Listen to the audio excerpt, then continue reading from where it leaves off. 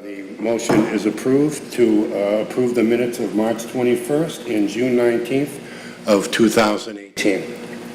The item number one, these are applications considered submitted for consideration. Item number one is the Revere Beach Partnership, 150 Beach Street. Taylor King is the contact. This is an application for two special one-day all-alcohol licenses. The application of the Revere Beach Partnership for two special one-day all-alcohol licenses to be exercised in a VIP tent on Revere Beach. The requested dates and times are Friday, July 20th, 2018, from 6 p.m. to 9 p.m., and Saturday, July 21st, 2018, from 6 p.m. until 10 p.m. Both events are receptions for the Revere Beach International Sand Sculpting Festival. Your name and address for the record, please. My name is Taylor King, and the address is 15 Woodstock, Brighton, Massachusetts. Very good. And can you explain just a little bit about what you're looking to do here? Yeah, of course. So we have two VIP parties for the International Sand Sculpting Festival that is currently going on as we speak. The sculptors are there. Both parties the tents will be closed, and we will have barriers around the one giant tent. And we will have a state police detail as well as staff around the barriers to make sure that no alcohol leaves the tent. Everyone will be wristbanded and identified for 21 plus, and all attendees have a ticket and a credential to get into the event. Very good. Thank you very much. Do any of my fellow commissioners have any questions? No, I've been to the events. They're wonderfully. Thank you. And it's a great night for the city of Revere. Definitely, I agree. A very, very good event. I just have no questions. Yeah. Very good. Is there a motion to... Any opponents? And opponents? Oh, I'm sorry. Are there any proponents out there? Anybody want to speak on behalf of this? Hearing and seeing none, I will close that section of the meeting. Are there any opponents? Anybody opposed to the issuing of this license? I hear and see none. We'll close that section. I'll make a motion to approve if there's no other. Second motion. The application to approve your two special licenses is approved. Thank you very much. You're welcome. The application for two special one-day all-alcohol licenses to be exercised in a VIP tent on Revere Beach. The requested dates and times are Friday, July 20th, 2018, from 6 p.m. to 9 p.m., and Saturday, July 21st, 2018, from 6 p.m. until 10 p.m. The events are receptions for the Revere Beach International Sand Sculpting Festival. Item number two, Beachmont Improvement Committee. This is an application for a special one-day license for common victular and entertainment. The application of the Beachmont Improvement Committee for a special one-day license to be exercised in Donnelly Square. Requested date and time is Saturday, September 22nd, 2018, from 11 a.m. until 4 p.m. This is a multicultural festival. Speaking is Mary Turner. That's me. Your name and address for the record, please. Mary Turner, 123 Crest Ave, Revere. Great. Can you just explain a little bit about what you'd And like? if you want to know who I am. Yes. I'm Kathleen Heiser, 51 Endicott Avenue. Thank you. We did this last year and it was hugely successful. It's our second annual multicultural festival, which we did get a grant from the Revere Cultural Council for this event. It's going to be held in Kimberly Park, where it was last year in Donnelly Square. It's just going to be a fun family day with music, art, entertainment, games for children, and food. No alcohol. Okay.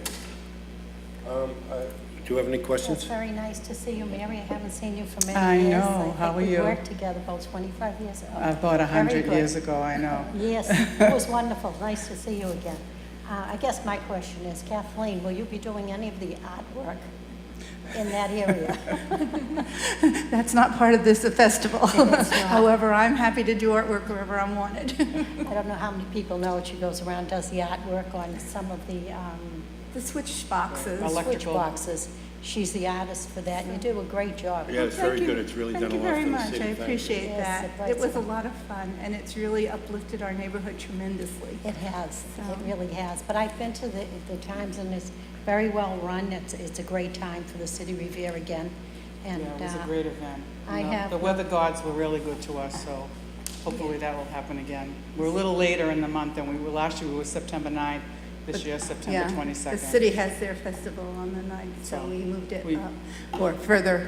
Further down. But what we're happy about is that we probably will have a few more games this year than we did last year, and it'll be a little bit more interactive.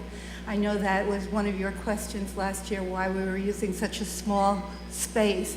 And in answer to that, it really gave a real community feel for it. It was cozy, it was nice, and it was adequate.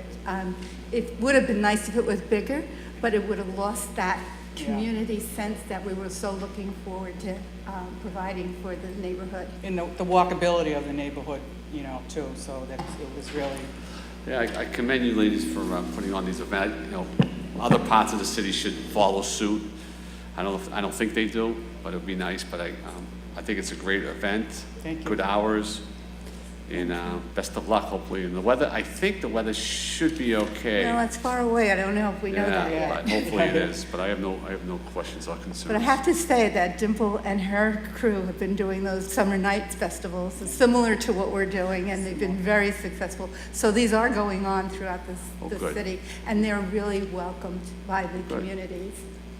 I just have one question logistically. Were you closing off Crescent Avenue? yes, we have applied through the Revere Police Department with Sergeant Janino for a permit to block from exactly what we did last year, from 20 Crescent, just to the entrance to Donnelly Square. Okay. Sort of a V area. Yeah. And that's where we will put all the games, and the porta potty will be over there, and it's kind of like a staging area, if you Yes. will. Okay, yeah, I But just the wanted to make- residents won't be blocked And from, I just wanted to make sure that you had the police involved in this Yes, and that they yeah, were, we're in the you know, work, if you're going to be it's closing off streets. being worked on Okay. for that one little V, yeah. Very good. Do you have any issues, Lieutenant, with this? Nope, as long as Sergeant Janino's on board, I'm good with it. Very Yeah. good. He is. Is there any other questions? Are there any proponents to this application? Hearing and seeing none, I will close that section. Are there any opponents? Hear and see none, I will close that section. Do we have a motion? I'd like to make a motion to approve. I'll second the motion. Very good, it's a unanimous approval. Thank you. thank you very much. Come and see us.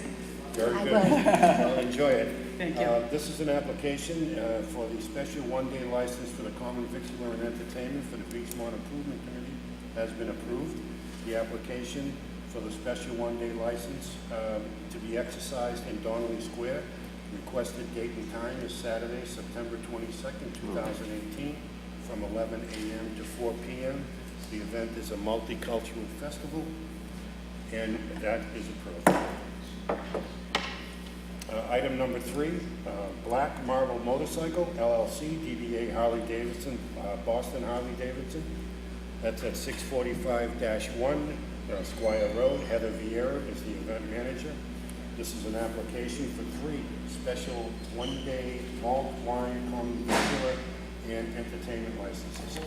The application for these licenses to be exercised at the same location, which is 649-1 Squire Road, for the 3 separate occasions. The requested dates and times are Thursday, July 19th, 2018, from 6 p.m. to 9 p.m.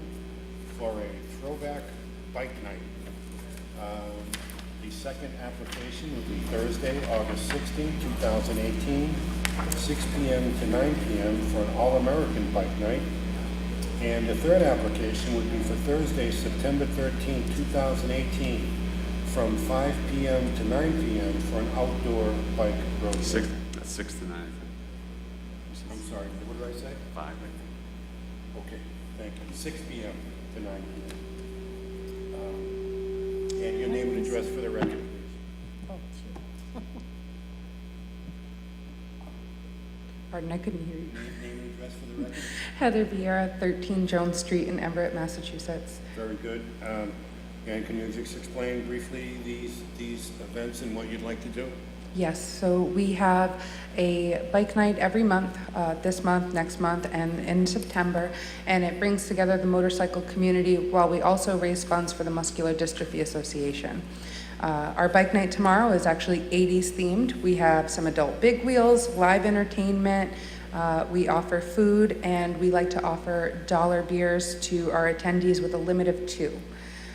And that is something that we will be doing for all 3 of the events. Okay, and looking at the plan, I see you have an area that's kind of cordoned off, and you have beer inside, so you'll be having the beer inside the building? Yes, we serve beer inside, and it is allowed in the roped-off area outside, And no how will that further. be roped off? So we use cones, and we have security and parking in place so that it's not allowed to leave the area. Do any of my fellow commissioners have any questions? No, I don't have any questions. I mean, I think it's for a good cause. And I just find that, how many have you applied for in this year? of One one-day every license? month at least. Right. Some months we've had 2 different events going on at the same time, but in the summertime, tends to be 1 a month. Right. It just seems like we're up here and got 3, and now you're coming for 3 more. Yes. Um, Try and get them as far ahead as possible. Yes, we just usually don't see this. I'm not used to seeing someone come up every month for 3 more months. Yes. So it's a little, I like to see how my commissioners feel, sorry. I mean, I guess I lose track. I mean, from day one, since you've had these events, there haven't, as far as I know, there haven't been any issues unless you know differently. But I think they're a good thing. They bring the biking community together, and anybody can come. You don't have to be a motorcycle rider. Yeah. I We like to pop keep in. activities for children too. It's Exactly, for the whole so- family. Yeah, so I think you just do a great job and should continue. If it works, keep going. Not too much to say. I just had one question about the third event on September 13th. Yes. I noticed that the area for the cordoned off area is significantly larger, and you have something called a game area. Yes. And it also appears to be that that's cordoned off. Is that going to be a separate So enclosure within the enclosure, or how is that going to? So we had done a motorcycle rodeo a few months back as our first summer event of the month, for the whole season. And what it is a series of motorcycle skills games. So it's a cordoned off area within a cordoned off area for safety for those people participating. There's 3 games that we do. One is a slow race, one is a tire toss, and the other one is a plank ride, and you have to stay on the plank. So for the safety of people attending and for the safety of the competitors, we like to keep the spectators separate from the actual game area. Very good. And we use the metal barricades for that. So I'm assuming that no alcohol will be consumed in the game area? Absolutely not.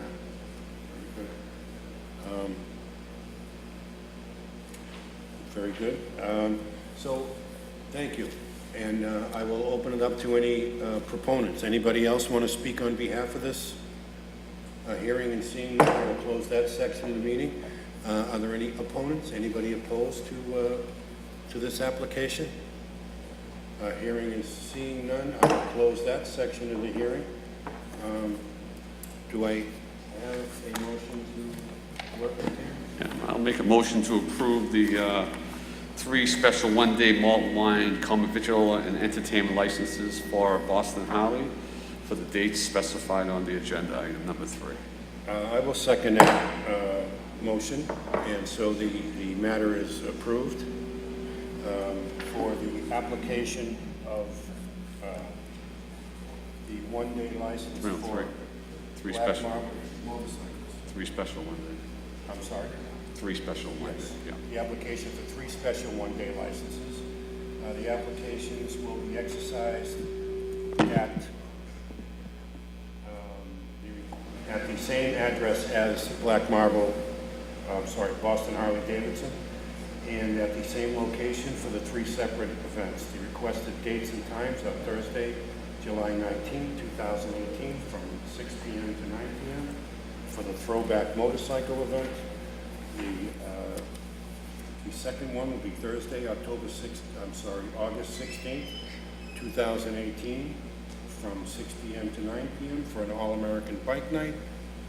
And the third one will be September 13th, 2018, from 6 p.m. to 9 p.m. for the Outdoor Bike Night Rodeo. Thank you. Very much. Item number 4, the City of Revere Farmers Market, 249 Broadway. Dimple Rana is the contact. This is an application of the City of Revere Farmers Market for a special one-day license for common victular for food truck service to be exercised every Friday until October 2018 from 12 p.m. to 4:30 p.m. at the Revere Farmers Market. Speaking on behalf, name and address for the record, please. Dimple Rana, 49 South Ave, Revere. Thank you very much. And can you explain to us exactly what you'd like to do here? Sure. This year, we've increased our vendors for the farmers market to also include other types of food vendors. And as my department, the Healthy Community Initiatives Department, is working on a food truck ordinance with several other departments and other stakeholders, with the Summer Nights event, we've been piloting in different parts of the city to see what the response would be from the community for these types of events, and in particular also for the food trucks and food carts. And so with the farmers market, we'd like to also continue to do this. The farmers market runs until October 5th. Very good. And you want to have this on a weekly basis? We'd like to have it on a weekly basis. It also depends if the food truck vendors are available every Friday, but we'd like to have it open in case there are, especially when we have special events, when we have our health fairs, other special vendors coming in to have a food truck or food cart component. Okay. And now the farmers market, it's going to be at the same location every Friday in front of the Legion building, and so will the trucks be on Broadway, on the side street? How do you plan on positioning them? So in conversation with Chris Giannino, Sergeant Giannino, we were talking about placement for the upcoming Summer Nights event, also on August 10th, to decide if we were going to do it on the side, have the food trucks on the side street or on Broadway, to try to bring in more consumers to the farmers market. And only having one food truck, we're not looking at having 5 or 6 food trucks parked there. We're looking at one food truck, one food cart. We're not trying to oversaturate our vendors. So to bring in people, right now put it right on Broadway, but we can also have them parked on Hyde Street as well. Very good. Thank you very much. Any of my fellow commissioners have any questions? No, again, I'm very familiar with it. I frequented quite a bit last year, and it's a wonderful event. So, no, I have no questions. When would you like to start? We'd like to start this Friday. The market has been open since July 6th. Oh, okay. Very good. So this Friday is The 20th.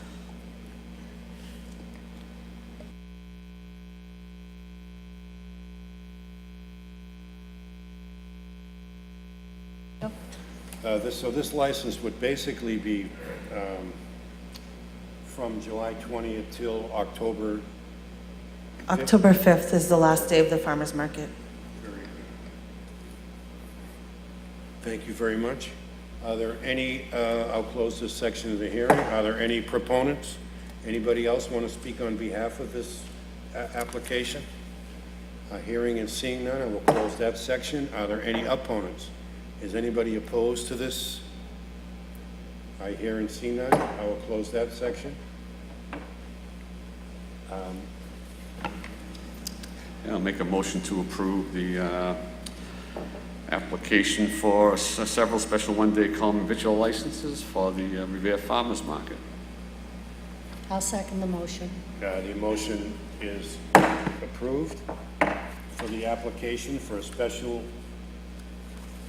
one-day, a series of one-days, special one-day licenses for common victuals for food truck service to be exercised every Friday from July 20th until October 5th, 2018, from 12 p.m.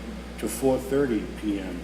at the Revere Farmers Market to be located on the Legion lawn on Broadway in Revere. That application is approved. Thank you very much. Item number 5, Uno's Restaurant LLC, DBA Uno Chicago Grill, 210 Squire Road. Peter Major is the manager. This is an application of the Uno Restaurant LLC, DBA Uno Chicago Grill, for a change of manager from Nancy Perry to Peter Major. Your name and address for the record, please, sir. Peter William Major. Very good, sir. And I see that you've included a resume and with your application indicating that you've had extensive food service and catering Yes. experience. Very good. Do any of my fellow commissioners have any questions? No, I have no questions. Very good. I have one question. I'm looking here and I see that these positions, have they involved alcohol service? Yes. Yes, they have. Which one specifically? All of them? Or, Most of them. okay. Mm, And this is your safe serve alcohol certificate? yes, it is. Very good. Thank you very much. I will close this section of the hearing. Are there any proponents out there? Anybody want to speak in favor of this? By hearing and seeing none, I will close that section. Are there any opponents? Anybody opposed? By hear and see none, I'll close that section. Do I have a motion? I'll make a motion to approve. So I'll second the motion. The application is approved for the application for the change of manager, the application of Uno's Restaurant LLC, DBA Chicago Grill, for a change of manager from Nancy Perry to Peter Major. Thank you very much, sir. Good luck.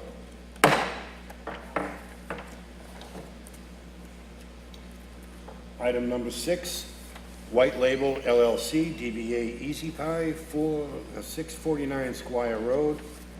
Spiros Storgiannis is the manager. This is an application for an alteration of premises. The application of White Label LLC, DBA Easy Pie, for an alteration of premises to consist of outdoor seating with bar service on adjacent patio. The hours of operation are Sunday, 12 p.m. until 9 p.m., and Monday through Thursday, 11 a.m. until 10 p.m., Friday, Saturday, 11 a.m. until 2 a.m. Requested outdoor seating is 20. A name and address for the record, please, sir. Name is Spiros Stajanis, 74 Grover Street, Revere. Thank you very much. And can you explain to us what you'd like to do here? So we have an existing patio, and we did have an alteration of premises last year that allowed us to serve alcoholic beverages outside. We'd like to replace 4 tables in the back with bar seating that would allow us to prepare the cocktails outside as opposed to overstressing the indoor bar for that type of service. I understand. So basically, you're going to be doing the same thing that you have been doing. You've been serving alcohol outside all along, correct? And so what you're proposing is to put a bar out there with 4 seats? And We're replacing 4 tables. The 4 tables had 16 seats. We're replacing it with a 12-seat bar. okay, very good. And I note that the outdoor seating is requested at 20. Are there going to be other, how is that? We're not adding seats, we're just replacing. Okay, He's so, swapping off. Swapping off the table seats for bar stools. So basically... The capacity stays the same. We're having the ability to prepare the cocktails outside as opposed to preparing them inside. Okay, so will there be additional people outside or fewer people outside than there are now? I There are guess that's the question. there are two less seats now, Okay, so less people. so tr- It just adds another element to the outside as well, as I opposed to just having, understand. yeah. I guess I'm trying to figure out if the number of 20 is more or less than you have right now. It's going to be less, I think it's two less than what you have now. Is yes. that- am I So we're correct? removing 4 tables, which have, it's 14 seats, and the bar seating only allows for 12 seats without over cramming it. But if, this bar's gonna be outside, where are you keeping the alcohol? You're gonna move a whole bar, alcohol and all, so that you can serve outdoors. What do you do when you close at night? How do you close this area in? So the patio is enclosed as it is. It's an enclosed area. It gets locked at night. All the alcohol gets removed, and we have storage bins for them that are padlocked. We're not moving our indoor bar out. That bar is going to exist. So at the end of the night, all the alcohol that's out there, for the most part, anything that's outside anyways that will be on the shelves will be dummy bottles. We have some stuff in speed racks in the front that we'll use.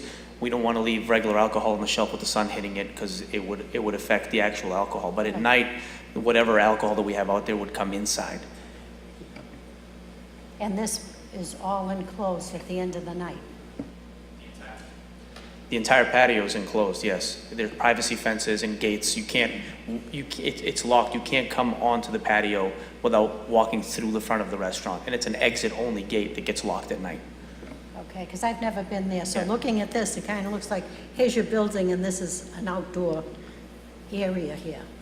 But this is also closing, because I'm looking at these, the trim on there, which show, to me, looks like it's a building that's closed off, and then this is open.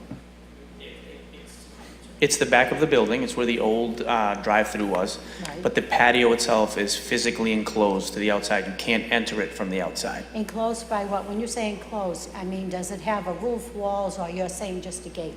It has a 12-foot fence that wraps around the whole thing. Okay, so this is outside then? It's an outdoor patio that is, it's enclosed though. You have to enter it from the inside of the restaurant. So you're saying if you did this, you would have a fence that went around, and every night you're gonna take all the alcohol and bring it in? And bring it out the next day? I don't know, I have no... There's a lot more work that goes on in there. It's a lot more strenuous than bringing bottles in and out every night. So I mean, I if would that's think what, so. I wouldn't risk leaving them outside. I don't think it's worth leaving it outside. It would cost me a lot of money if somebody came in and stole it. Well, I have to be honest with you, as a commissioner, I probably wouldn't go along with you leaving it outside anyway. Yeah, I wouldn't wanna leave it outside. I mean, you don't leave alcohol out Yeah. overnight, so that's my concern, Yeah. that you were taking it. But there are bins. If I had to leave anything outside, there are stainless steel enclosable bins that lock with a lock. So if I chose even the cooler with the beer in it, that has huge locks on it, like security locks. So you'd have to really, I mean, you could break into the building and take the bottles too. I mean, it'd probably be easier to break a window and come into the restaurant and steal bottles off the shelf than it would to be to rip a door off one of these stainless steel coolers. Yeah. You know, but it's all protected. I wouldn't leave it outside. It makes no sense, especially with the elements. I mean, if it rains, I'm not gonna leave bottles outside. If the sun's hitting it, I don't wanna leave bottles outside. So anything that's on display would be dummy bottles. Okay. Do you have any questions, Commissioner Carr? Entertainment, right now you have what? For entertainment? Yeah. Just sound system. Okay. So there's no, this is just for the bar, no additional entertainment back there? Nothing. Nothing will change except for the style of seating and the fact that we would, if we had an event, if there was a catering event in the back, or if somebody wanted to do some sort of party, we can utilize the patio on its own without having to put any type of strain on the inside bar while it's servicing the customers that are on the inside. Well, I've been to the place a few times. I like it. I think you're doing a good job there. I think it looks like the place is clean, and the food is great, and it looks like you have got, you've got your operation together. So I don't really have a problem with, Okay. approving this, and I hope you have good luck with it. Thank you. Before, however, I'll close this section of the meeting. Any other questions? Hearing and seeing none, I'll ask for any other proponents. Is there anybody that wants to speak on behalf? Members of the Commission, Ira Novoselsky, 53 Delhome Street, Ward 2 Councilor. I've been up in this facility several times. They run a good show, and it's a nice place to go, good food, and I think it's reasonable what they're asking for. Thank you. Thank you very much, Counselor. Thank you. Any other proponents out there?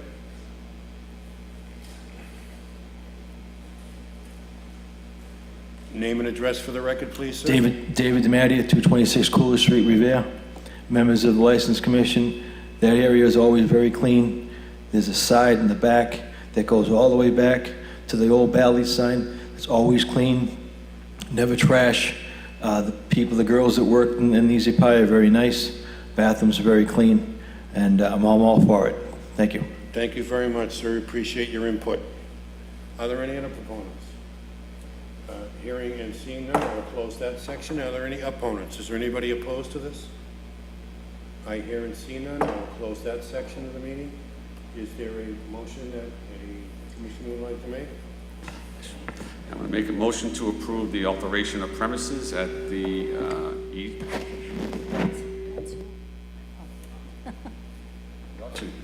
Y'all should be off. Thank you. I'll make a motion to approve the alteration of premises at Easy Pie on Squire Road. I'll second the motion. The application for the alteration of premises of White Label LLC, DBA Easy Pie, to consist of outdoor seating with bar service on adjacent patio. The hours of operation are 12 p.m. to 9, I'm sorry, I put a line through mine. What does that say? Okay, well, where are we, Thursday? Oh, to 9 p.m., Monday through Thursday, 11 a.m. to 12 p.m. Friday, Saturday, we have 11 a.m. until 2 a.m. Requested outdoor seating is 20. No, I didn't say that. Let me try this again.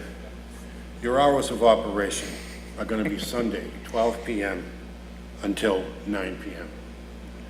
Monday through Thursday, 11 a.m. till 10 p.m. Friday and Saturday, 11 a.m. to 2 a.m. The requested outdoor seating is going to be 20.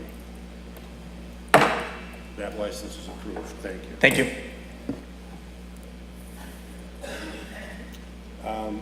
Item number 7, this is 388 Broadway, LLC, DBA Volare. Cecilia Maya is the manager. This is an application to amend the entertainment license. The application of 388 Broadway, LLC, DBA Volare, to amend the entertainment license to include the use of a DJ. Name and address for the record, please. Good afternoon, Commissioners. James Cipolletta, 385 Broadway, on behalf of the licensee. Okay, and can you just explain briefly what we want to do here? Yes, sir. We appeared before the Revere License Commission last month and had an in-depth discussion of the operation of the licensed premises. At that time, the Commission put some restrictions on the licensee to be carried forward until at least the date of this public hearing. In the interim, the licensee obtained and returned an application for an entertainment license, which would, in essence, amend its current entertainment license to include music by a DJ. Heretofore, there was an entertainment license that allowed a cappella, television and radio and some other things, but not the DJ. So we do have a proposal for the Commission that Cecilia has worked out, taking into account the comments of the Commission, the admonitions, and the current restrictions that are in place. So we would first and foremost request the Commission to grant the amendment of the entertainment license so as to include the music by DJ. The second is to remove the 12:30 stipulation, which was agreed to in June when we last appeared before the commission. I believe the commission was concerned and imposed, in essence, a probationary period on the licensee by rolling back the hours to 12:30, with the stipulation further that if there were any incidents that came before to the attention of the commission, additional sanctions would be imposed without an immediate hearing and to be brought over till today. I believe there have been no incidents. I don't think that there were any calls for police or emergency services and no recorded violations. So we would ask that the licensee be returned to its ordinary hours of operation. The DJ component of the entertainment license is proposed only for Friday and Saturday. That would be what would be the most reasonable in the mind of management, is that it doesn't make sense to have a DJ on a Monday or Tuesday, certainly not even in the middle of the week, because of the nature of the crowd and the demand. It just doesn't call for it. So what it would be proposed by the licensee is that they would really only operate under the entertainment license and the DJ portion of that for Friday and Saturday, but perhaps on special occasions when there was a party, let's say on a Sunday. They in fact had a party booked this past Sunday, and the party booking the number of people were informed that they could not have music of any live nature. They couldn't bring a DJ, so they canceled. But occasionally they do have requests for some sort of an event or a private event on a Saturday or Sunday, but those would be not regularly scheduled and would only happen intermittently. Security was a concern of the commission as well. They do have security, private security, 7 days a week. Monday through Wednesday, they have their usual security personnel. Thursday through Sunday, they have 3 private security personnel. And also on Friday and Saturday, they have a Revere police detail. They would propose to maintain the Revere police detail on Friday and Saturday if there were live entertainment. And they would be proposing to have that in conjunction with the DJ. So if there were a DJ or some other kind of live entertainment, that have a police detail. Common sense sort of mitigates against having a detail if you're just serving dinner and you're not having any music or anything to attract a crowd other than your usual dinner crowd. But being mindful of that and taking into account all of the comments by all of the commissioners globally, they thought that that might be a good way to keep everything at bay, operate within the parameters of the license, and not ask for too much from the city and only use it when they need to. And also to provide the security that would be required and keep out ahead of the detail request, not a Thursday or Friday request. And they've been, I think, having their detail filled by the police department. So I think they're on a schedule. So when they do request it, it's far enough in advance that it is filled. So that would be their proposal. Cecilia, who's been working on this and kicking it around and sort of going back and forth with the employees there and with people in my office to tailor this. She's here to answer any questions regarding the operation and the sort of the nitty-gritty of the logistics. Thank you, Mr. Chairman. Thank you, Councilor. I appreciate your comprehensive evaluation of this thing. Do all my commissioners have any questions or comments? Well, I'm just concerned, what hours is she asking for the DJ? Well, I think what they do is they start their late night menu at about 11 o'clock, and I think it probably would make sense to cut the music like 1:30. Well, that's last call, 1:30. Yeah, you don't want anybody hanging around listening to music after that, I would imagine. Oh, no, I think that 1:30 is pretty late. I think most of them stop at 1 o'clock. And actually, That'd be okay. we've had the problems. That's 12:30 doesn't sound too bad either. That's agreeable. That's fine. I couldn't go along with 1:30. By the time you get the DJ out, you have to be out of there by 2 o'clock, and I don't know that you can clear out the patrons and stop the music. And I think you're just asking for problems at 1:30, and I don't know if we have any establishments that do go on until 1:30, to the best of my knowledge. That's my That makes sense, Commissioner. That's your, I guess that's one of my concerns, and again, Lieutenant Randall, I want to make sure that the security is there when needed, and that they are called. I know you feel you don't need it some nights, but, we're in the summer months. I think you're doing well there. It's a nice place. And I think on the weekends, you definitely need some kind of security there. So of course you will speak with Lieutenant Randall on that. And, but other than that, I can't even talk. The only thing I noticed is a proof of a butter notification. We're supposed to bring it to this meeting. Is that correct, May? That was delivered. That was, okay, but that's not in our packet. Okay. Okay. Yeah, so right now we're looking at what, till 1 o'clock, the request? Is that for the DJ? Correct. And what time does it start up about? It started around 11. Oh, 11 to 1. Oh, really? Okay. Well, interesting. To have a DJ start at 11. Well, because our diners will come in, we have late diners on the weekends that come in 9, 9:30, so I wouldn't want to start the music too early because I don't want to interrupt their meal. I could start it sooner if you allow me. No, yeah. If I'm running a restaurant, typically you start a little earlier and you end a little earlier, I think. But I'm not in the business, but 11, I guess if that's the norm, I don't think, I'd be heading out at 11. Maybe Jimmy, you out there till 1. maybe 20 years ago, Commissioner. That's just strange for me to 11 o'clock to start a DJ, but that's the only thing that caught my eye. But so the abutter notification's fine. And what are we looking at a probationary period? Did we talk about that for this license? We have not discussed that, but the Revere Police Department has requested that this, if it is granted, and if you are able to get the votes to get this license, that it be provisional, that we try it out for a little while, because they have concerns about the situation there, and they want to make sure that this is something that can be amended and can be shaped and worked a little bit if it's not working out.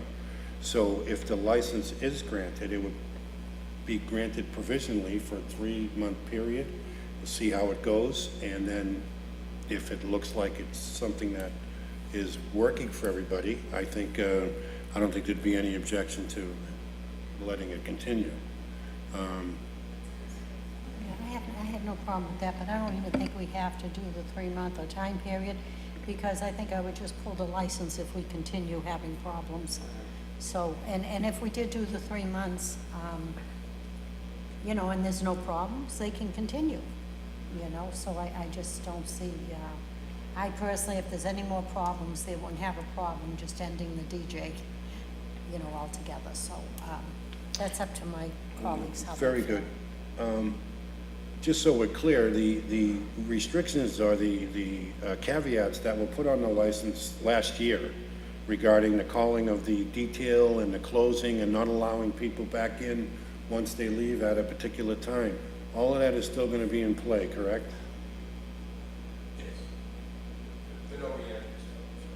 The no reentries after a Yes, certain time. and all of the requirements regarding the detail and the other stipulations that were listed in the letter that you received, I think it was in October of 16 or something like that, which kind of laid out specifically what the License Commission at the time was looking for with regard to the management of that license. I think we said that the door's no re-entry after 12:30. Yes, I think the council has. I'm just reading it now. Closed door to patrons at 12:30.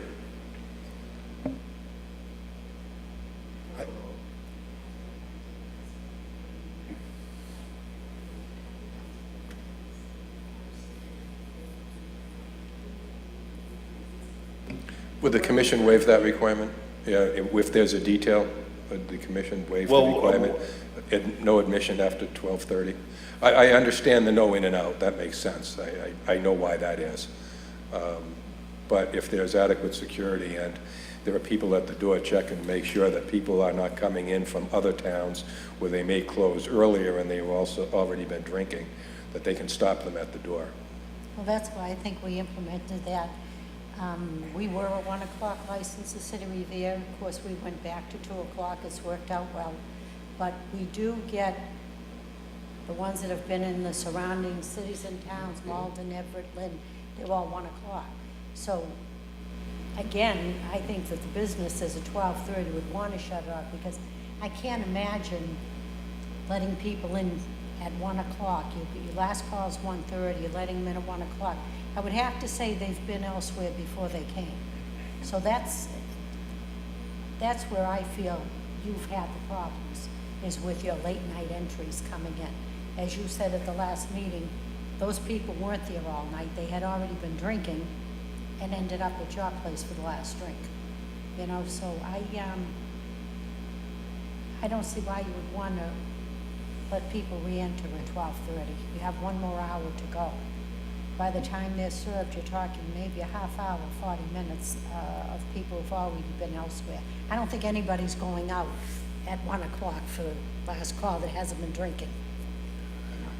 But again, I'll see how my colleagues feel. But again, you know, I have no problem. You want to change it, it's your license. But obviously, if you run into more problems, I for one, am going to be really tough on this license, because I think we've worked very well with you. We've bended quite a bit, and you know, wanting to let people in at 1 o'clock, I don't think is the right way to go for you. But it is your license, and you'll be responsible.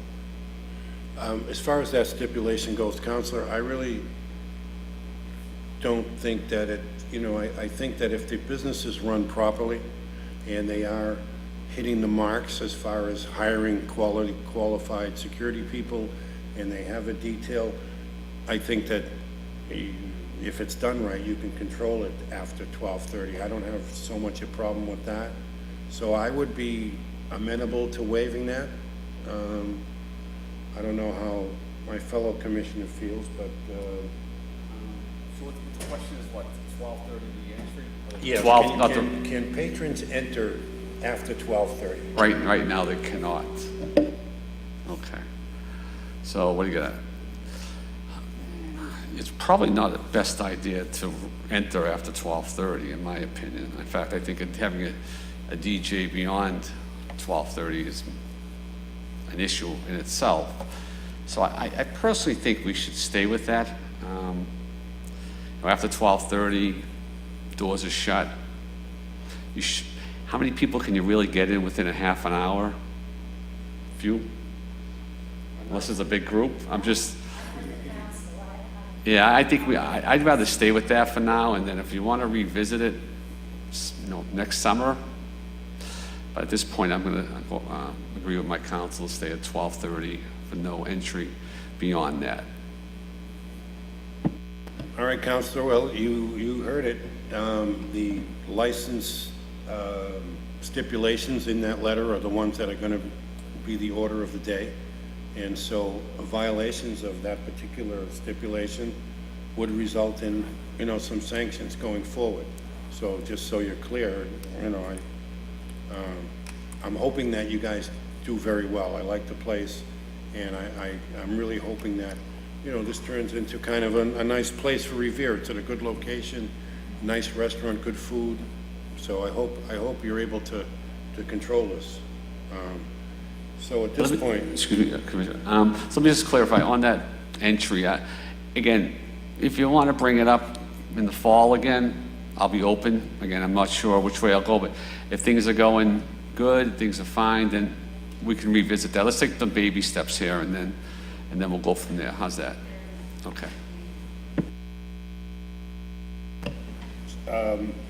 So I'll close that section of the hearing. Are there any proponents to this application? I hear and see none. I will close that section. Are there any opponents? Is there anybody opposed? I hear and see none. I'll close that section. Do I have a motion to act on? So I'm going to make a motion to approve the DJ, if you shut that off. What did I say here? For the DJ, for the application to amend the entertainment license to include a DJ who will go from 11 to 1, I believe, Fridays and Saturdays. Now, is that only Fridays and Saturdays, or are you approving the amendment to the entertainment license so that they can do it for other days if they wanted to? Yes, that's fine. Do it for other days as well. I thought it was just requesting Friday. I'm sorry. So whatever days you want to do it, you do it. And I'll approve that motion. I will approve the motion, but again, I don't know what the noise factor is coming from there, and we have to, I'm sure Lieutenant Randall can tell you what the decibels are of how loud that music can be, the DJ. So if you would check with him, and, you know, again, as my commissioner said, it's a beautiful area, you've got a nice place there, but it is residential also. And that's one of my concerns with people coming at 12:30 again, it's cars pulling up, more kids pulling up, and, but also with the DJ, please make sure it's within the decimals it's supposed to be for the neighbors. So with that, if there's a motion on the floor, I'll second. Yes, there's a motion, Is there? your motion to approve the application. Okay, I'll second the motion. Very good. The application to amend the entertainment license is approved. The application of 388 Broadway, LLC, DBA Volare, to amend an entertainment license to include the use of a DJ is approved. Thank you very much, Councilor. Thank you, Mr. Chairman. And thank you, ma'am. Appreciate you coming. Enjoy the summer.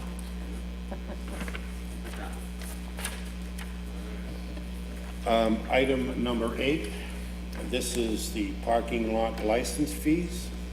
This is a board discussion of parking lot license fees. It's a continuation from previous meetings, and we have decided to come to a decision today regarding the license fee for commercial parking lots. Is there anyone who wants to speak on behalf of this before we start? Well, again, we've had 3 hearings, so I Yes, don't we want have. this to go in another hearing. We've already said and done what we have to. I mean, I will hear from one of my favorite counselors, but Thank you, I ma'am. don't want this to turn into another hearing. Thank you, I appreciate that. Ladies and gentlemen, the commission, unfortunately, I couldn't come to the last hearing. My wife was in the hospital, but just, I've had discussions with the chairman at various times, and, we all understand that we do need an increase. There's no question about that. The council voted that they requested and recommended $100 per space when the original request came down to you several months ago. And, when the 365 came up, I thought it was excessive. I spoke to you about it on the first meeting. And one thing that I was thinking about, and I told the chairman this, and I know some of these places make a lot of money, and some don't. And it's an interpretation of what you think someone makes and what their expenses are and so on. But that's not my personal issue, and you're not personal issue. Your issue. No, and I understand that. I was thinking, and I don't know if you made a permanent final decision of what you're going to decide today, but my thinking was twofold. Number one, I still think there should be a third category to be proactive for the future, just in case, called a parking storage permit. And that could be, we do have one location that is excessive, that isn't licensed now. But if they or another facility as large just wanted to store cars there, not commercially, but just for storage, Hertz, for instance, or Thrifty, they come in and rent the place for 1,500 cars. That should be a category. It is, it's commercial parking. Well, It is. well, So, I mean, you know. I would think that it, would be a storage thing, and that would be a higher rate. But That was my thinking. I'm just telling you my thinking. We do okay? have certain categories So, on parking. and I understand that. You're working on two, one for Park and Fly and one, well, I don't know if there was, that Park and Fly is your definition of commercial or the commuter one. Counselor, the way, I think what some of the discussion was, and I think I had this discussion with you, was that we were looking, at least I was thinking about a two-tier system where you Right. have a commuter lot, which would basically be open whenever the T is open. So it would basically be for commuters. If the T station is open, then you can accept cars. Once the T station's closed, you're all done too.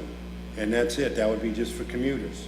The other one would be basically a catch-all. We call it a park and fly right now, but we could call it a park, fly, and store. Oh, okay. And that would be a separate category where it would be $200 or at least a fee above what the other commuter Right. lot would be. Well, the storage bothered me, not because somebody can come in and say, hey, listen, you don't have a storage fee, you have a commuter, Park and Fly, but I think that word storage is important. Well, I think it should be that, included. Counselor, if we don't define each parking lot license, I for one don't want to see the city go in the direction of cars, trucks, commuter parking, whatever. But if we have the categories, and all we're trying to do is to keep them under control. We have people that say, we have commuters, you go by, there's 7 trucks, okay?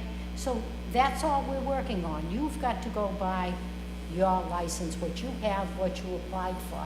But to say even storage, to sit and store cars, I don't think that's even the way the city wants to go. I think they've all been defined on how they should be. And you're right, maybe different tiers, maybe, Yeah, that's, and that, I would make that a higher tier. But I also think that the city should be compensated for these trucks, these cars, these I haven't said they're parking lots. not, ma'am. Right. I- And that's the so- problem, for what it was. Listen, to nobody's fault, it just was never looked at before. But to say $25 a year is almost embarrassing for how long I've been on I'm the not board, never challenging addressed that. it. I've said that out front, I'm not challenging that. Even as a city councilor and the council meeting, everybody agreed with that. And the city has to be compensated for just our residents that put up with all this extra traffic. And I'm not talking, I don't think anyone's a small guy, let's put that. I don't think Mr. D'Amico. Well, I tend to disagree with you I there. don't think Mr. D'Amico, he's okay. Oh, no, he's okay. yeah. But I'm saying, for people to put up with that traffic and everything, don't you think the city should be compensated for that? No question.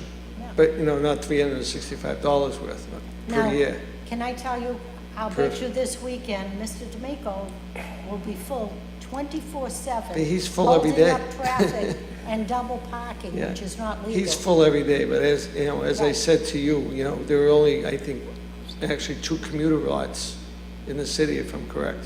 Well, we've got the MBTA, don't Well, forget that. but we right? can't, we And don't have look any what we- control over them. Look what we bring in. We don't have any control Right. over them. But, there are 2, and Mr. D'Amico is 24/7.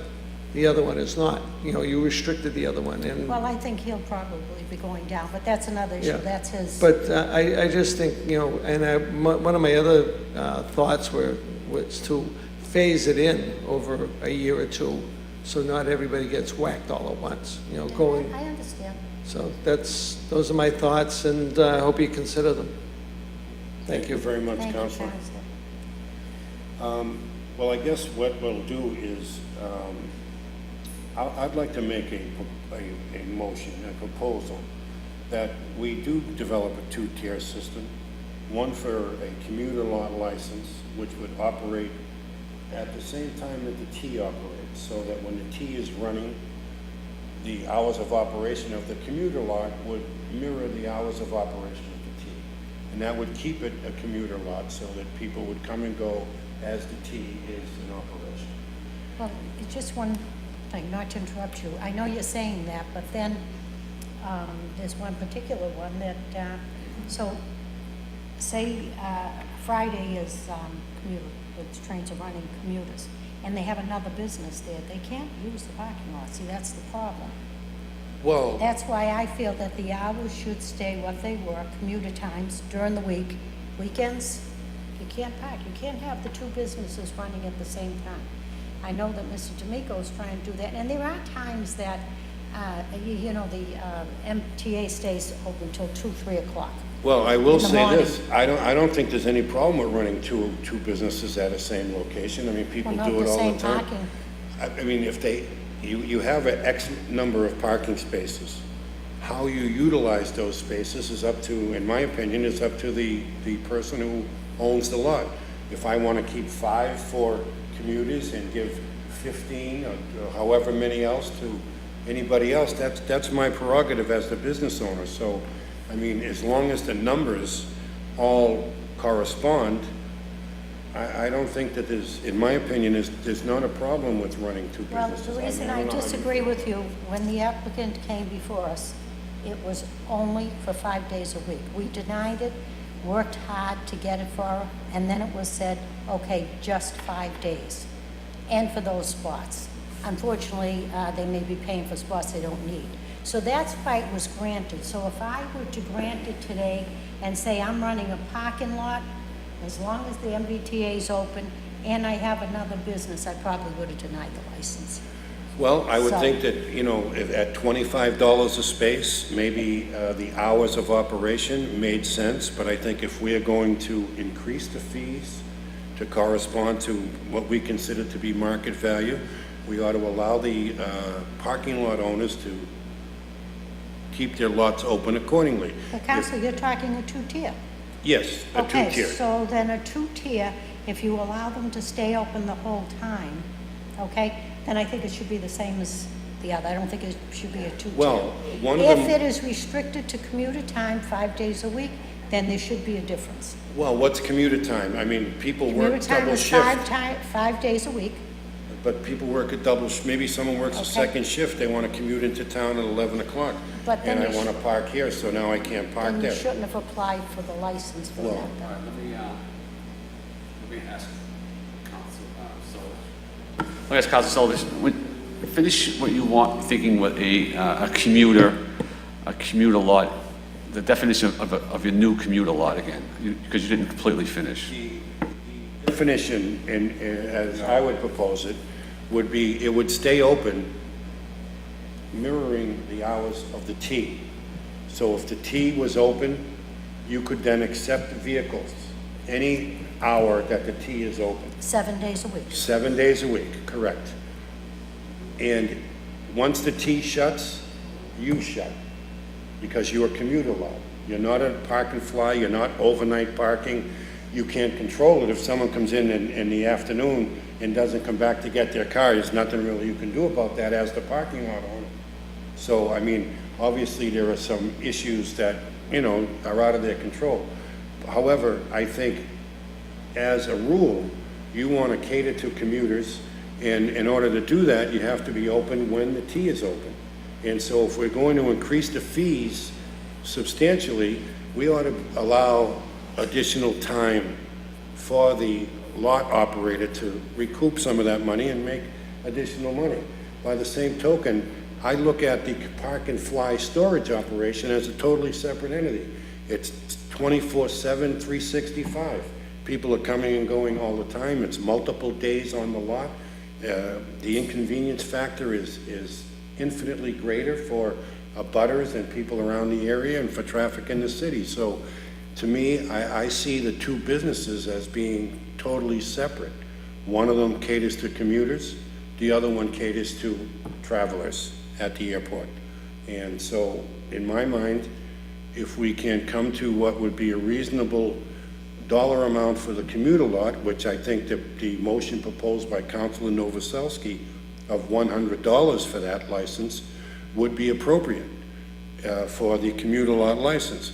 And the fact that the park and fly lot license, park, fly, and storage license is a different entity making considerably more money and hours of operation, that license would be double that, or $200.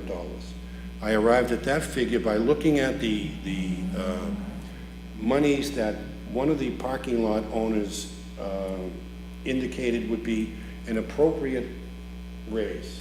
He indicated it would be somewhere around, I think it was 46 cents a space or 49 cents a space, but when you do the math, it comes out to a little bit less than $200. So I figured that is an appropriate amount for the license to be raised for the Park and Fly. And so that's my reasoning for this, and if I could, that would be my motion, to create a two-tier system, one for parking lots that operate in tandem with the T as commuter lots. The other would be a Park and Fly storage, which would have a separate dollar amount because it's a different business in my mind. I actually, I thought about it. I actually spent significant time thinking about, how to kind of come away with this to make as many, people satisfied on both ends. And I have to agree with my counsel. I went in the same direction with a two-tier system. I didn't go into a lot as much detail regarding the commuter, the daily commuting. Our tier, which is, Councilor Solovich, Commissioner Solovich defined as, tying in with the MBTA train system. That now that he brought that up, I do think it does make some sense.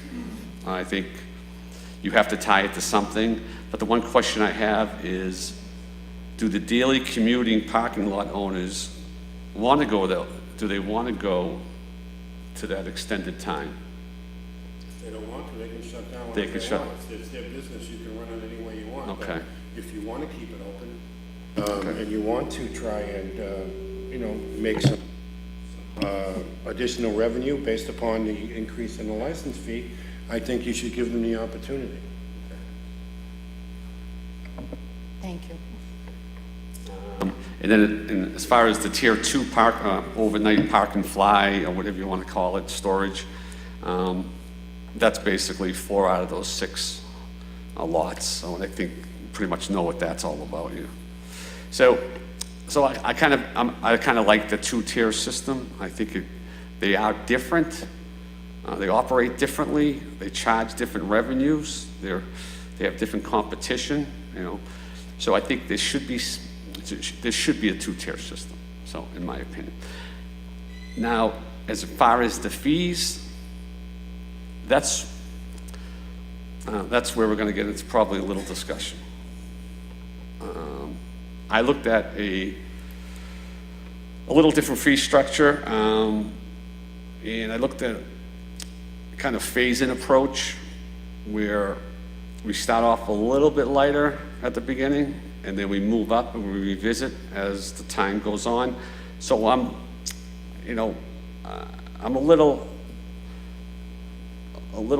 a pro-business guy to begin with, so I think, phasing in a little higher fee at the beginning and then revisiting it next year, and if we decide to increase it, we increase it more. I don't like the idea of throwing them a significant increase right off the bat. So I'm looking at more of a 50 and a 100 breakdown, 50 for the commuter and a 100 for the overnight. That's my proposal. Same two-tier system, little lower fee. And I'll leave it to my fellow colleagues to... I guess this is going to be a tough night. I'm for a two-tier system. I am for commuter hours. I'm not for 7 days a week. I'm for to stay with the commuter hours. Mr. D'Amico decided to, and I guess we have the minutes of the meeting, said that he was going to cut back also on the hours. He didn't care that he's 24/7. I don't think it's a large increase, saying $100 a year, $200, and absolutely the commercial should be double what we have with the commuters. So I don't think that's a lot of money, taking it into consideration it's been years and years and we will never recoup. So I have no problem with the 100 for commuter parking and 200 for commercial. I think it should be there. My concern is about the parking. Again, I don't want to see streets, and the councilor from Ward 2 knows in that stretch there, there is not a spot open on North Shore Road on that side of the street. You couldn't get a parking spot there. So now we're going to allow another business to open, be able to park 24/7. Listen, there are nights that the MBTA stays open all night, whether it be the 4th of July, New Year's Eve, whatever. I don't know where all those cars come from, Counselor, but you could not fit another car in the street. So now if you've got the two businesses going, these cars again are going to be all over our streets. We know they've had to tow them from Wonderland Market there because people were parking over there. That is my concern. My concern is allowing two 24-hour businesses. I think the way it was being run, and I think because the way she was running it is what made me say she shouldn't be paying what commercial trucks are paying. So I did feel that way. But now we're talking, we want 24 hours, and unfortunately, I don't want to bring this up, but we're now looking at other locations in our city that are just dumping trucks now. We're having trucks dumped, no licenses, nothing. They're just coming and doing it. And I feel bad for these people that have to pay the license fees. So, you know, I would go along with the increase, and I understand where Commissioner LaCroix is coming from. It is a big jump at one time, and I do agree with that. But, I mean, it is what it is. I don't think it's a lot, the $100. I really don't. So I am going to stay with the $100, 200 commercial, but I do not like the two-tier 24/7. So there's my disagreement. Very good. I think I understand everyone's position. I am actually thinking that the dollar amount of 100 and 200 is fair and reasonable. I do understand that it is a 4-time increase for the commercial people and you know, an 8-time increase for the other people. So as far as phasing it in, I would be amenable to phasing it in over a one cycle period. So the next time you renew, it would be for X amount, and then when you renew the next time, it would be for the total amount, which, you know, in my mind is fair at 100 and 200. Just looking at the operations, you know, I just feel like that's an amount that can be handled and should be handled. If it can't be handled, I really don't think you're charging enough for their parking spaces, to be honest, because it seems that, you know, parking is at a premium, and with the more things that come online, as far as more residential buildings and more businesses coming to the city, parking is going to become even tighter. And so the parking lot business is going to be getting better. And so I would like to see the people who are in the business be able to thrive and make money and provide a useful service for the city. But by the same token, the city is entitled to a fair dollar amount for that. There is a fairly big nuisance factor. I mean, I don't know how many people would consider a parking lot the highest and best use of any land, but it is a use, and it's one that is a commercially viable operation. So from my point of view, keeping the two-tier system, one for the communal lot, and I understand, Councilor, your Commissioner, your reluctance to think about a 24-hour license, but it's really not a 24-hour license in the sense that it is only open when the T's open. And so it allows them to, now obviously on New Year's Eve, the T's open 24 hours, so there are gonna be days when, but I mean, they'd be providing a service then there. You know, there are obviously people on the T who would wanna park there and take the T into the city for first night and stuff like that and come back and get their car at 3, 2 o'clock in the morning. And that's exactly what I'm getting, 2, 3 in the morning, we have the cars again. I guess what I'm working for is to curtail all this traffic, especially the one that is not licensed. And we listen to it 24/7. I live near that area. I listen 24/7 with this traffic. So, okay, so they can come in at 3 o'clock. And that's not the point. I guess what I'm saying is, I think you're doubling up on the parking at this one location, okay? If there was no other business there, well, you know, it's what we have across the street. But we're talking too. So when you talk the weekends, when it's very busy there, okay, where do all these cars go? Where do Well, all the, they're you gonna know, go- it's just enough is enough. I understand. You know, enough traffic in this city is just, you know, I'm trying to help the people that live in that area as I do. And you just could not imagine, if you have your window open, that I hear them going down Revere Street all night. I understand All that. night long. So now we want to give another license out that, well, whenever they want to leave, when they can come in. I just think it's an open door policy. I just don't, Well, there might be, I'm sorry to interrupt, but there might be 2 or 3 days during the year when the T would be open on a 24-hour basis, and those are special holidays, and I can only think of New Year's Eve as the only day that I can really recall. The rest of it would be, you know, during the commuter hours and until 11 o'clock, midnight. I guess there are, on the weekends, I don't know when the T's operating, so I guess there is a possibility of a 1 a.m. situation there. And I get that. However, I think that to punish the commuter lots for the sins of what's going on at Wonderland is you know, it's not really fair to them. I understand the Wonderland situation is an abomination, and we're having trouble but for coming. the viewing audience, we're working hard on that. We're trying to work hard. I get enough calls about these parking lots. We're working very hard. They don't have a license, so we can't do much about it. We can throw it at the council. Well, I mean, you know, there have been discussions about, do we fence off the area? Do we tow cars? Do we do this? All of that is really putting the city at jeopardy for getting sued for all kinds of issues relative to seizing private property and things like that.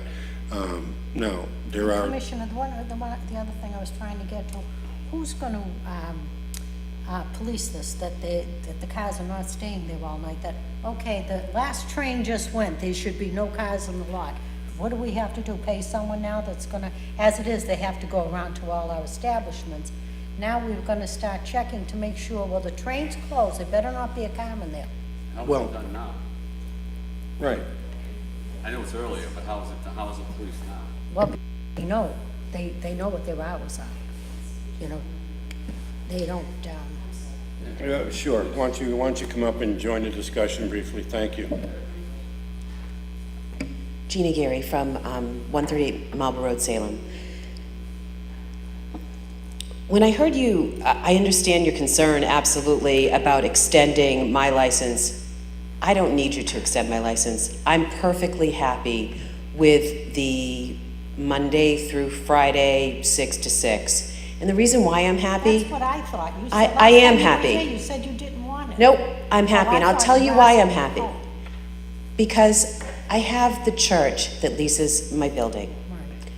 They operate at night. They don't have many parishioners at night, but they operate at night, and then they operate on Saturday night and Sunday morning. Because based on my lease I signed with them, I wouldn't operate my business. So you can go your way or you can go your way. It doesn't matter. I'm still not going to operate later because I have an agreement with the people who lease my church. And I have respect for that. So I have no desire to operate later.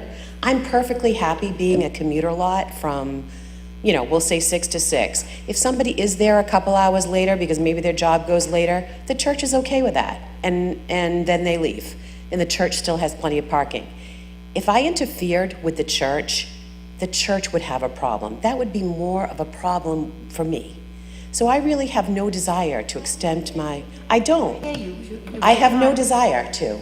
So, well, that's how and I think what I'm getting to, and I'm glad you feel that way, it makes it a lot easier. I'm concerned about future licenses. Someone else comes up now, and we do this two-tier. I'm still for the two-tier, though. I don't think you Thank should you. be paying what Thank you. the other- That's important to me. But Thank what you, I'm all of you, for saying that. is if somebody else comes up and now wants to apply for a commuter, we have to give them the same thing. Right. Now we're opening them up Right. again for late hours. I'm just not in favor of that because of living so close and in the city. I've got to, I work for the city, I work for, actually, the residents. This is a board that takes the residents into consideration no matter what we do. And I think by going the two-tier and saying, okay, so you can stay open whenever the tea's open, someone else applies, they're gonna get the same thing. They might not be as good of a license holder as you are. Well, I really think that way back when you decided that you could not have two businesses operating at the same time, I got that. Do you know, I got that. I understood where you were coming from with that, but more importantly, I understood it with the people that lease my building. They need parking. So I'm not gonna take up that parking and try to make a profit when they need their parking for their parishioners. I'm okay with that. So perhaps in your negotiations, and maybe that won't be settled today, I don't know, whatever you guys do, but perhaps it just needs to be the fact that if you do have another building, if you do have another business operating, that then maybe there has to be something special. I understand what Commissioner Celovich is saying completely, and I appreciate the fact that he was willing to maybe extend my license because he is trying to impose a $100 increase, and I do appreciate that. And whatever you guys come to a decision is okay, as far as that goes. But I'm telling you, just me personally, I do not plan on extending my license because that's not in the best interest of my tenants. Okay, so that's me. I guess that's the point I'm trying to get across. I'm not. Somebody else might, but I'm not. Well, thank you Okay? very much, I appreciate that. But this will, and again, I'm not, you're here today, but we're not singling you out. We have the other commuter.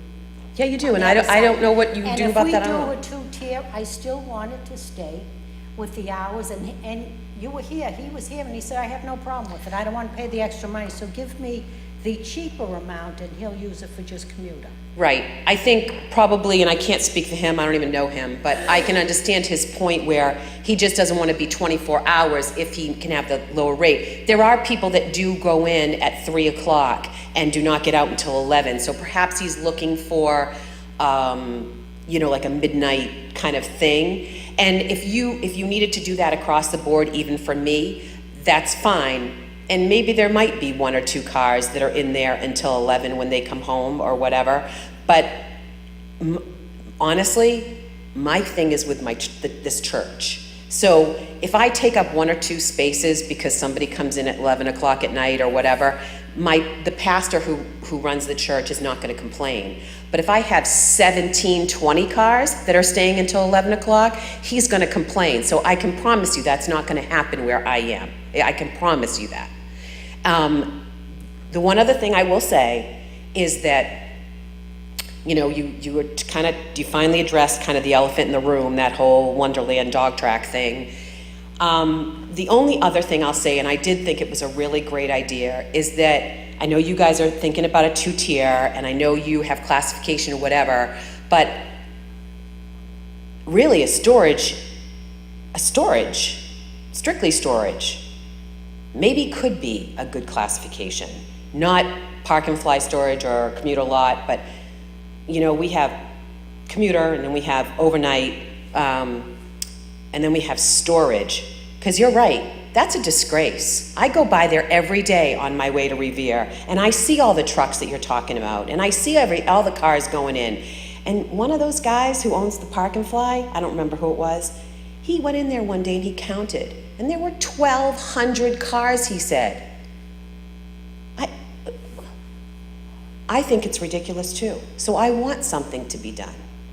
But I wish that you would understand that an increase, even of $100, is pretty high for me. Well, I'm for, I know like you say, are. I'm for a two-tier. I know you There's are. no question about it, but I don't want to open a can of worms in this city that has so many parking problems. Mm-hmm. To say you can come up and get a commuter license and stay open whenever you want. That's fine. And I'm then okay with have to police it. Yep. You know, You, we just don't listen, need you the don't need to police me. We police our lot ourselves because I have to. But, so thank you for a two-tier system. If you decide on that, thank you. And the only other thing I'll say is, I appreciate you offering 50 and 100 because honestly, 100 is a stretch. Maybe it won't be a stretch down the line. Maybe I will be able to charge more. Right this moment, 100, I'd be like, if I was to license 60 spaces, that's $6,000. It's going from $1,500 to $6,000. Holy moly! You know, I would like to cut down on my spaces because they aren't all used, and I don't own all the. I told you the electric company owns. I lease part of that, but still, theoretically, 1,500 to 6,000. I'm like, oh my God. So that's the only other issue that I still have. I have nothing else. I just wanted to make sure that you understood that, okay? Thank you. Thank you. Okay, well, So I'm going to stay right where I was. well, As she said, I think still that- think commuter parking, and of course, you know, someone may have to work late, someone may get out of work at 4 o'clock and want to go out to dinner in Boston. I understand that, there's no question about it, you're not gonna sit there and drag every car out. But I am concerned about opening that can of worms that everyone's gonna come in and we're gonna end up 24-hour parking and more cars into the city. She's running a good business, we're dealing with her. We don't know who the next applicant's gonna come in and get a license for 24 hours, and we don't know what's gonna happen. Control that. She's, all right, well, so I think what I would like to consider, and I'd like you to get your input on this, is a two-tier system, commuter parking being one of them, leaving the existing licenses as stipulated as they are written at the moment, which would be whatever your license says you can operate, that's when you operate. And that would be the commuter that works. component. And that would be for $100. I think we could perhaps phase that in, and that would be something else that we could discuss. The second portion of that would be a park fly store. I mean, I don't really see the difference. The cars are gonna look the way they look, whether you're storing them or you're parking flying them. There's gonna be X amount of cars that are gonna be in there regardless. So I kind of see that all as the same bailiwick.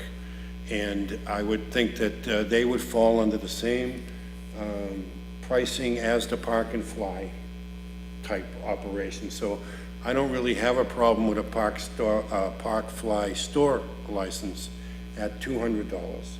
And we could also phase that in over a 2-year period if my fellow commissioners were inclined to do that. Any thoughts on that? Well, when you say you, what are you making for proposal for now? Well, okay. For the license fee for now? The license fee for now. We're gonna renew in November. Well, I mean, I guess what would you think would be an appropriate phase-in if we were thinking about phasing it? Do you have any ideas about phasing it in? Do you have any, or would you just want to go with Phasing it in the? up to the 200? Yes.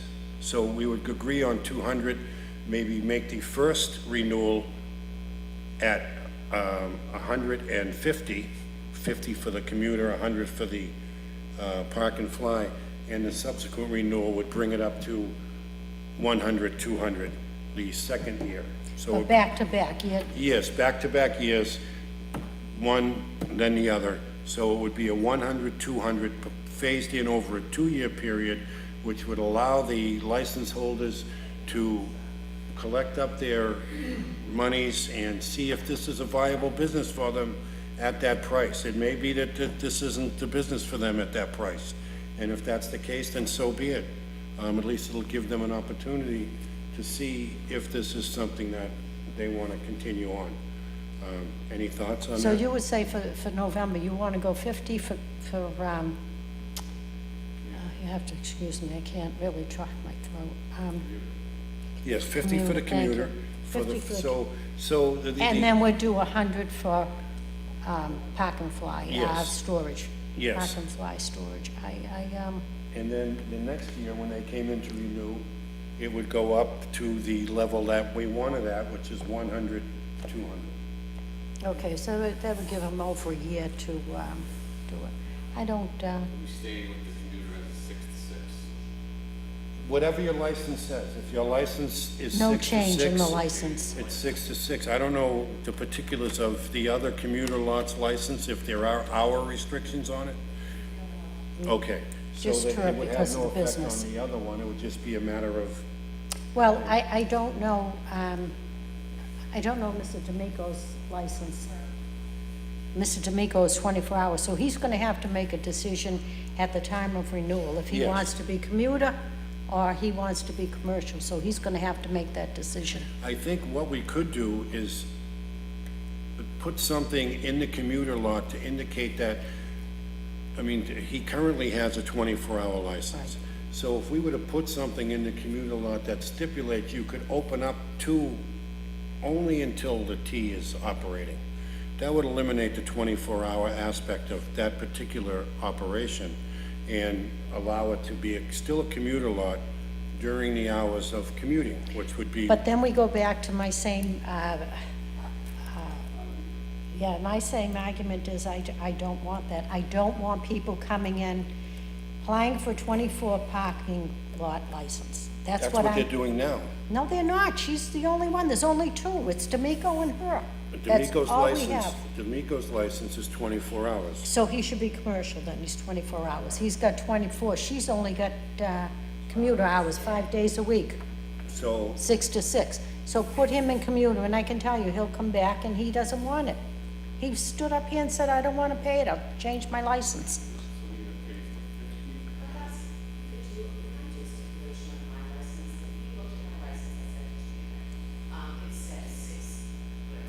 No, I know. Yours is fine. He's 24 hours. I think he should pay more. I think that by restricting the license operation to no longer than the T, you're ensuring that no one comes in and applies for a 24-hour license unless they're gonna operate a park and fly. And if they're gonna operate a commuter license, then they're gonna be open during the period of time when there's gonna be commuting. I understand your So then she's concern. gonna get 5 days a week. This guy's gonna get 7 days a week. The licenses are different Longer now. He has Right, 24 but so what would hours. his price be?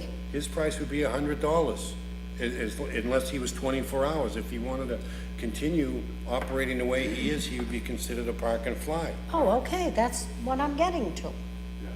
I want him to be a park and fly. If he does 24 and this one's doing 12 hours, he's doing 24, then he's a park and fly. People are staying overnight. Yes, that would be my Then he can make a interpretation as decision well. at the time of renewal. He has to make up his mind whether he's commuter or park and fly. And as a caveat, by putting the T hours of operation on the commuter license, you're ensuring that the commuter person is not gonna be 24 hours, because you're restricting it to the hours of the T, so it would prevent that.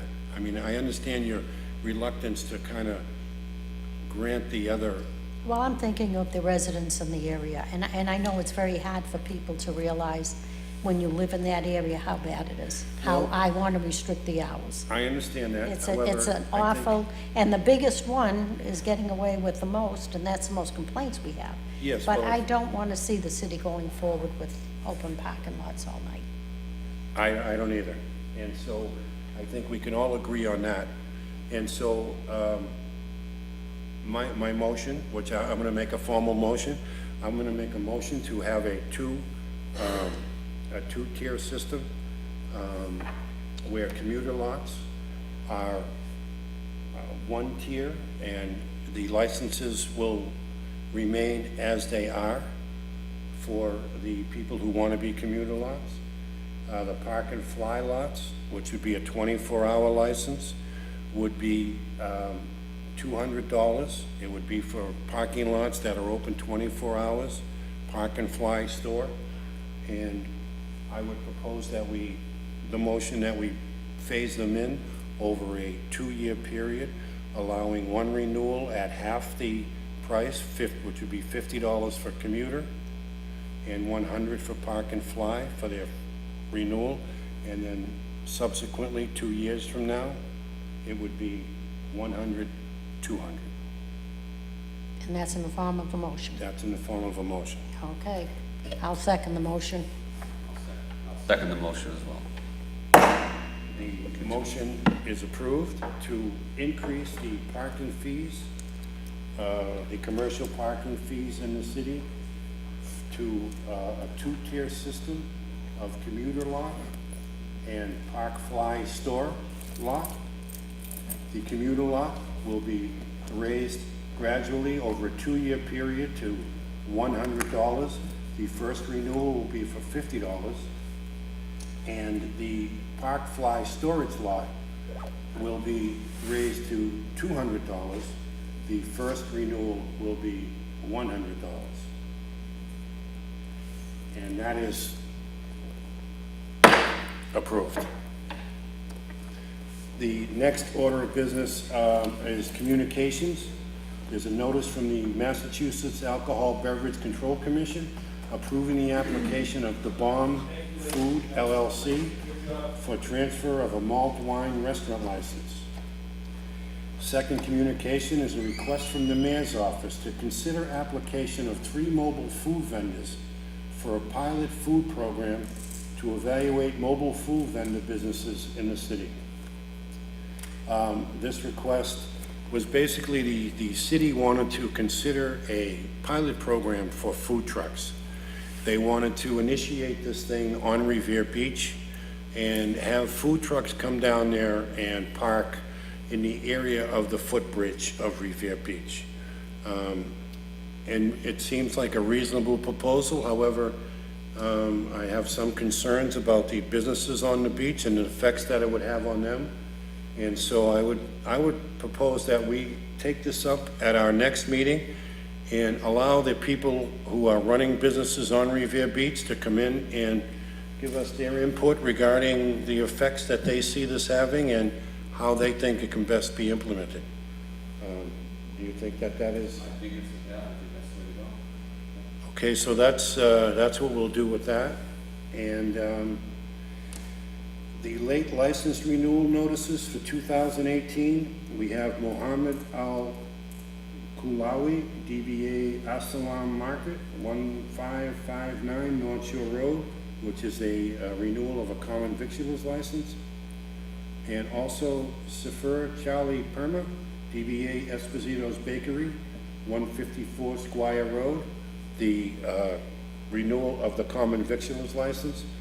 Both those licenses are approved. Our next meeting is August 15th. Is there a motion to adjourn until August 15th, 16th? Motion to adjourn. Second the motion. The motion to adjourn is approved. Thank you very much.